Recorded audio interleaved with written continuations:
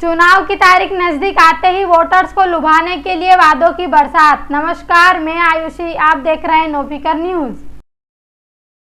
मध्य प्रदेश में शिवराज सिंह चौहान सरकार लाडली बहना योजना के तहत प्रदेश की महिलाओं को हर महीने 1250 रुपए दे रही है। इसके अलावा सरकार की तरफ से 78,000 छात्रों को लैपटॉप खरीदने के लिए मुफ्त राशि प्रदान की जा रही है। मध्य प्रदेश सरकार ने केंद्र की तर्ज पर किसानों को हर साल 2,000 रुपए देने का ऐलान किया है।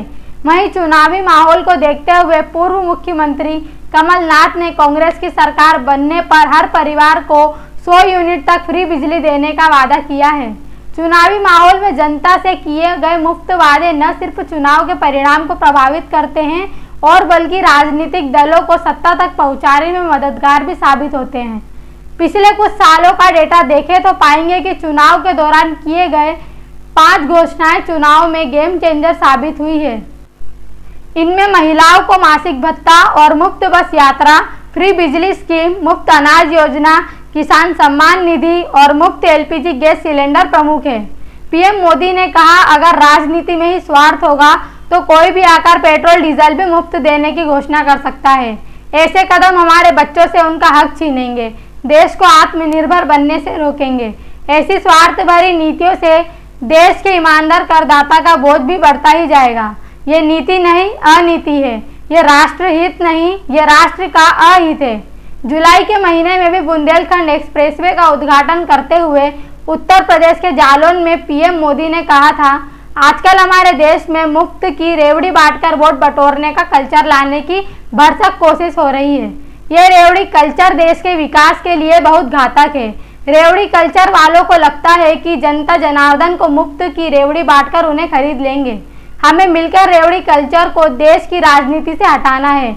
मध्य प्रदेश में इसी वर्ष चुनाव होने हैं, लेकिन बीजेपी सरकार लगातार घोषणाएं करती जा रही है और कर्ज भी ले रही है।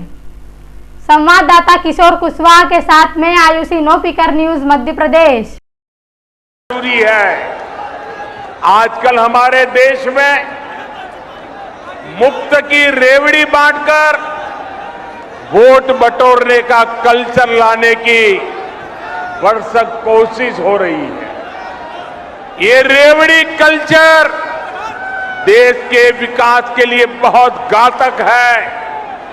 इस रेवड़ी कल्चर से देश के लोगों को और खास करके मेरे युवाओं को बहुत सावधान रहने की जरूरत है। रेवड़ी कल्चर वाले कभी आपके लिए नए एक्सप्रेसवे नहीं बनाएंगे, नए एयरपोर्ट या डिफेंस कॉरिडोर नहीं बनवाएंगे। रेवड़ी कल्चर वालों को लगता है कि जनता जनार्दन को मुफ्त की रेवड़ी बांटकर उन्हें खरीद लेंगे।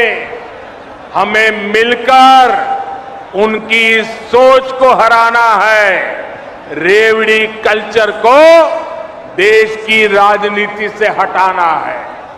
साथियों, रेवड़ी कल्चर से अलग हम देश में रोड बनाकर, नए रेल रूट बनाकर लोगों की आकांक्षाओं को पूरा करने का काम कर रहे हैं।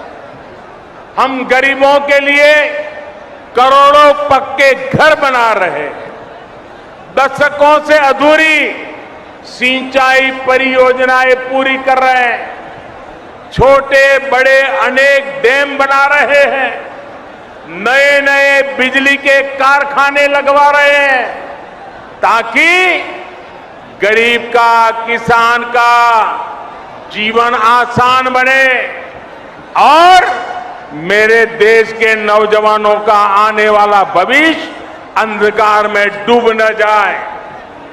साथियों, इस काम में मेहनत पड़ती है, दिन रात खटना पड़ता है, खुद को जनता की सेवा के लिए समर्पित करना होता है। मुझे खुशी है कि देश में जहां भी हमारी डबल इंजन की सरकार है, वो विकास के लिए इतनी मेहनत कर रही है।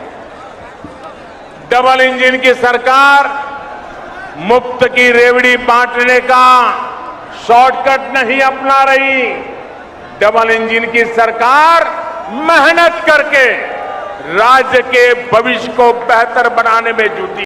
अरे हमने 1,32,00,000 लाडली बहनों के खाते में पहले 1,000 डाले और अब 1,250 रुपया डाल रहा हूं, लेकिन 1,250 तक सीमित नहीं करेंगे।